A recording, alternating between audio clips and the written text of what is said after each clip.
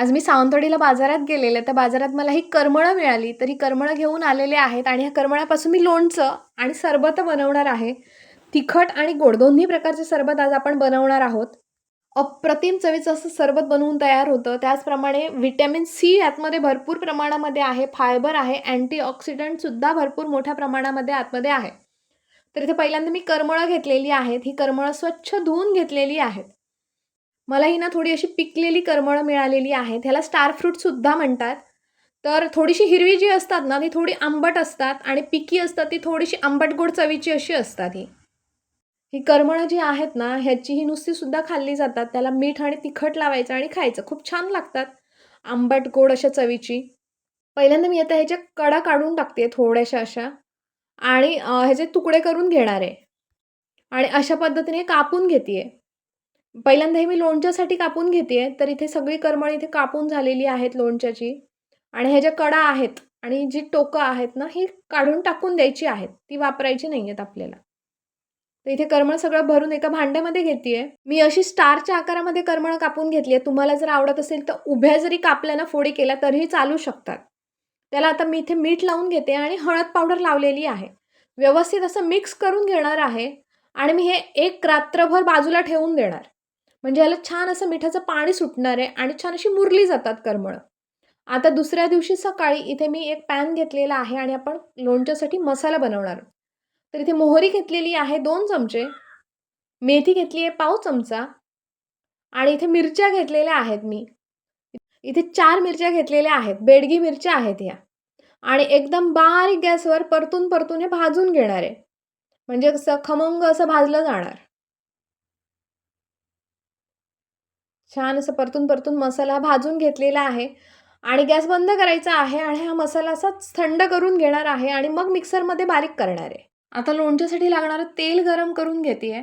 तर इथे मी शेंगदाण्याचं तेल वापरणार आहे. तुम्हाला जर मोहरीचं तेल आवडत असेल तर मोहरीचं तेल घातलं तरी चालू शकतं आणि तेलामध्ये मी 1 चमचा भरून मोहरी घातलेली आहे. मोहरी छान फुटल्यानंतर आतमध्ये हिंग घालते आहे आणि वर झाकण ठेवून असंच तेल हे थंड करून घ्यायचं आहे. एकदम थंडगार झालं पाहिजे हे तेल. आता मी रात्रभर ही करमळ बाजूला ठेवलेली होती. हळद आणि मीठ लावून त्याला छान असं पाणी सुटलेलं आहे. भरपूर पाणी सुटलेलं आहे मिठाचं आणि करमळ जी असतात ना, थोडी ज्युसी अशीच असतात. आता आतमध्ये इथे मी मसाला घालून घेते म्हणजे मोहरी, मेथी आणि मिरच्या जे भाजलेले ते मिक्सरमध्ये बारीक असं करून घेतलंय. दरदरीत असं वाटून घेतलेला आहे, तो घालते त्याच्यानंतर इथे मिरची पावडर घातलेली आहे 1 चमचा भरून आणि सगळा मसाला जो आहे तो व्यवस्थित असा करमळाच्या फोडींना लावून घ्यायचा आहे. तर इथे व्यवस्थित असं लावून घेतलेला आहे मसाला. आता हे तेल मस्तपैकी थंडगार झालेलं आहे ते मी घालून घेते वर.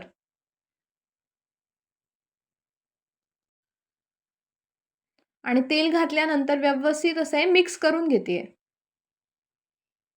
हे लोणचं जे आहे ना, चवीला खूप मस्त लागतं. वेगळी चव असते. करमळाची जी ओरिजिनल चव आहे ना, ती आपल्याला लोणच्यातून मिळते.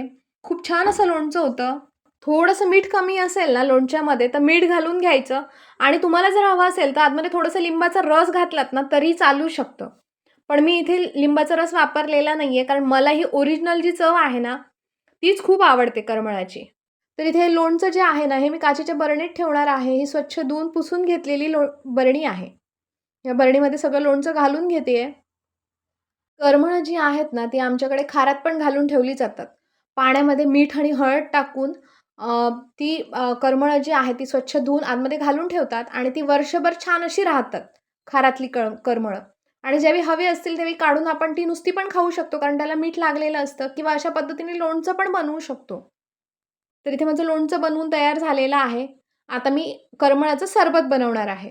तर त्याच्यासाठी ते मिक्सरचं भांडं घेतलेलं आहे आणि करमळं मगाशी जशी कापून घेतलेली ना, तशीच कापून घेतलेली आहेत. ही मिक्सरच्या भांड्यामध्ये घालून घेतली आहे. बरोबर थोडंसं पुदिन्याची पानं घातलेली आहेत. चवीप्रमाणे थोडंसं मीठ घातलंय आणि आतमध्ये इथे मी 4-5 बर्फाचे खडे टाकलेत. म्हणजे पुदिन्याचा जो रंग आहे ना, तो जशास तसा राहायला मदत होणार आहे. एकदम बारीक असं वाटून घेते. हे बघा इथे मस्तपैकी बारीक असं वाटून घेतलंय. जी स्टार फ्रूट असतात ना, करमळं, ती ऑलरेडी ज्युसी टाईपमध्ये असतात आणि त्याची आंबट गोड चव असते ना, ती खूप छान लागते.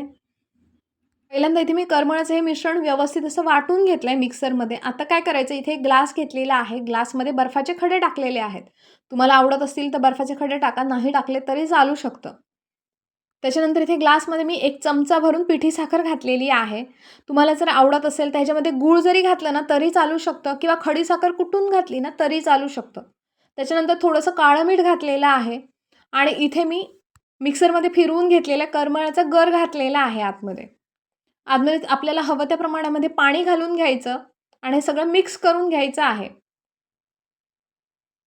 छान असं हे सरबत बनवून तयार झालेलं आहे हे. तर इथे करमळाचं गोड सरबत बनवून तयार झालेलं आहे. वर मी पुदिन्याचं पान ठेवलेलं आहे. दिसायला पण खूप सुंदर असं दिसतंय आणि चवीला तर अप्रतिम लागतं हे. त्याच्यानंतर ज्यांना साखर आवडत नाही किंवा गोड आवडत नाही, तर त्यांच्यासाठी अशा पद्धतीने आपण सरबत बनवू शकतो. तर इथे पहिल्यांदा मी ग्लासमध्ये बर्फाचे खडे टाकलेले आहेत. थोडीशी मिरची पावडर घातलेली आहे इथे. थोडंसं मीठ घातलेलं आहे, काळं मीठ घातलं इथे मी. त्याच्यानंतर लिंबाचा रस पिळलेला आहे थोडासा.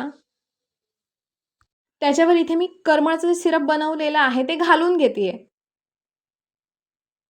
आणि आपल्याला ज्या प्रमाणामध्ये सरबत बनवायचं आहे त्या प्रमाणामध्ये पाणी घालून घ्यायचं. इथे मी ग्लासभर पाणी घातलेलं आहे. व्यवस्थित असं हे मिक्स करून घ्यायचं आणि मस्तपैकी इथे सरबत बनवून तयार झालेलं आहे हे. तर आजचा व्हिडिओ तुम्हाला कसा वाटला मला नक्की कमेंट करून सांगा आणि असंच मस्त मस्त खावा, सुशेगात राहा. माझ्या व्हिडिओ लाईक आणि शेअर करा आणि माझ्या चॅनलला सबस्क्राईब करा.